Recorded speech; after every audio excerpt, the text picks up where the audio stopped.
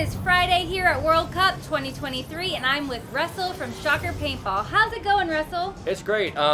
This is one of the most exciting events of the year, obviously because of the competition, Sure. but also because we get an opportunity to introduce new products. And the new product we're introducing this year is the Shocker Era. The Era draws its name from essentially the design language of the marker. If you start at the back, it has the knurled back cap like the old shoebox Shocker used to have, has a side echo like the NXT, and it has that smooth minimalist milling that was popular with the SFT. And then finally when you get forward, it's got these slots that match the new branding of the Freak. So you have an entire era of design language when you're looking at the marker.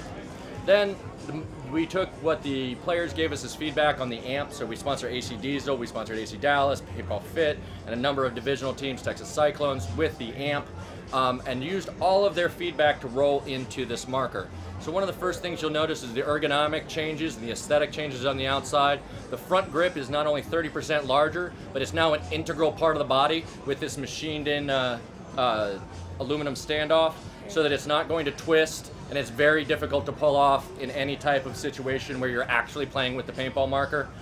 We've extended the top to the bottom of the grip frame because we noticed a lot of players that were playing with a JT goggle or an EVS goggle that has a slightly higher sight line than a Dye or Virtue goggle, which comes down lower.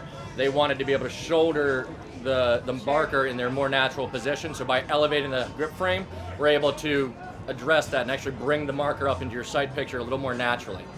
The trigger itself has also changed. You'll notice it's now what most people call a deuce trigger or double trigger. But we went back and looked at our repair logs and found that the number one reason for a board damage had nothing to do with paint, nothing to do with water, but actually had to do with the trigger being misadjusted and the player potentially breaking the micro switch off the board. So what we did is we actually moved the micro switch from being behind the trigger all the way down to the base of the frame. And that allowed us to put a long arm up top and install a wall. So that wall does two things. One, it stops the rear movement of the trigger, so you can't break the micro switch, but it also introduced a blocking feature, so paint and water have a more difficult time getting into those electronics. And we carried that feature over up here into the upper part of the body. So if you look at an amp or any of the previous Shockers, the body and the frame just kind of mount to each other at a even surface. Now with the Era, the frame actually sits up inside a pocket of the body, so that seam is now covered. Harder. Exactly. Much more difficult to get paint and water intrusion. The barrel we feature now is the 15-inch All-American that we introduced last year. Went to a smaller porting, but a longer barrel, so the sound signature is the same because it's the same surface area of the holes, but the holes being smaller, again, less water, less dirt intrusion, they're going to hold on to less paint if you do break a ball.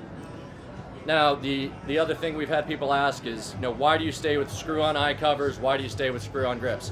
This entire marker, with all the performance it delivers, it's solid metal, there's no plastic pieces, there's no Delrin pieces, so you have to simplify some things in order to hit a price point. So this marker is $99.95, it's under $1,000. That's less expensive than any of its competitors, and we feel in the environment that's existing now, and at least in the US and other parts of the world, that value is very important to what players are getting, and that's why this marker was designed to hit that price point. Then we took all that player feedback and then we addressed the extremes of the bolt system. So the amp bolt core was already excellent. You're looking at efficiency of 13 tubes on a 77, which is well beyond much most of these players are going to be shooting. Front guys are shooting a hopper in 2 top pods. It's people like Jason Edwards and the back guys that are going up to that 12 and 13 range. But the amp was capable of that already. The amp also had very low operating pressure at 110 psi, which means the air pressure on ball was already excellent, and you didn't have that impact that would crack brittle paint. So what we wanted to do was address the extremes: very large paint, very small paint, and very brittle paint. So the way we adjusted for small paint, and it's going to be difficult to see here from the distance, but we introduced an anti-rollback feature into the bolt face. So paint that's 680 or 679 and smaller isn't going to roll back into that bolt face. What that means is your ball stack's going to stay more vertical, and in the instance when you're playing mechanical, you don't have those eyes to save you. It's going to keep that ball stack more linear. You're going to get much less chops when you're firing at weird angles or towards the end of your hopper. Also, in reducing that rollback, we were able to move the detents forward in the breech. And what that does when you get large paint is it prevents the hanging that you would get. So when you get paint that's bigger than 690 and you start 692, 693, the issue is it comes into the breech and sits on top of the detents towards the end of the loader, which is when you get skip shots and you hear a gun out there, they'll have a break in the stream. And what's actually happening is the ball is sitting on top of the detents, there's not enough force to get it down past. So by moving those detents forward, the ball is able to free fall in the breech. You have way less skip shots, and it accommodates that much larger paint. So, but just those two features, again, dealing with the extremes, very large paint, very small paint. So the next thing we wanted to address is more brittle paint. So this, compared to an amp, is going to have a longer bolt. In addition to a longer bolt, we also introduced this skirting and porting. So that delays the air delivery. Now when I say delays, I'm talking a fraction of a millisecond. But what it does is it changes the sound signature. We had a lot of players that wanted more of a chuff noise than a pop, and between the amp and So it this, muffles it. yeah, this kind of gives it more of a puff noise than a pop. Now, decibel-wise, it's going to be almost the same because you're still displacing the same amount of air. You're still going to make those sound waves by, taking a 68 caliber paintball and accelerating it to nearly 300 miles an hour. You have to move certain air out of the way. You're going to have a certain decibel. So that is going to adjust the sound signature, and then the physical length of the bolt is longer, as well as the retiming of these O-rings, because what we wanted to do was actually slow down how fast the ball was chambered into the base of the barrel. The reason for that is when you get to very cold paint or very brittle paint, that bolt impacting the ball can fracture it, and then you have break and paint in your barrel, etc. So by slowing down that bolt's movement by a few milliseconds, we're actually able to reduce the ball breakage with brittle paint and very cold paint in a very significant way.